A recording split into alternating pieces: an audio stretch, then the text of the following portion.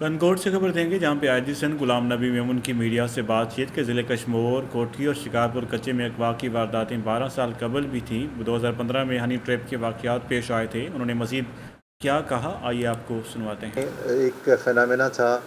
کہ kidnapping ransom Sindh میں 85 سے چلی اور یہ چلتی رہی اور 2010-11 تک یہ فورس کڈنیپنگ ہوتی تھی کہ ڈاکو باہر جاتے تھے کچے سے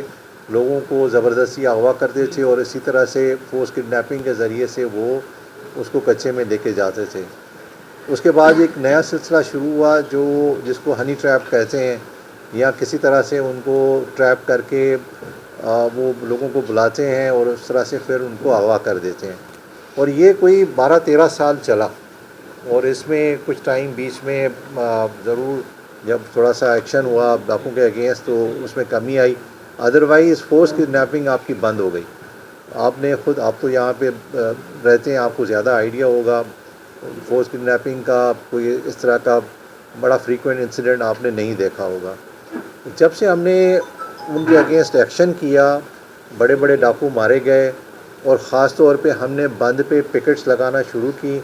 آپ گھوٹکی کے سائڈ پہ جو لیفٹ سائڈ آف ریور ہے اس پہ ہم نے بند کیا، اور یہ ہنی ٹریپ کو جب ہم نے ڈسکریج کیا، ابھی آپ دیکھیں صرف 15 مہینے میں 2023 کے پورا سال اور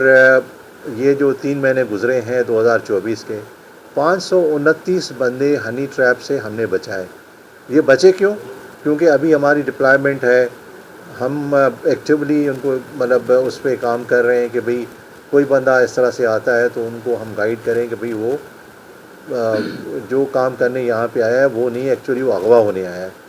ہم آپ کو پوری لسٹ دے سکتے ہیں 529 بندوں کی، جس میں نام، ٹیلی فون نمبر، ان کے CNIC ساری چیزیں ہیں۔ آج تو ہم ان کے ویڈیو بھی ریلیز کر رہے ہیں جو انہوں نے خود اپنے بیان ہمارے پاس ریکارڈ کرایا، اور انہوں نے کیوں نہیں پہلے کیا، لیکن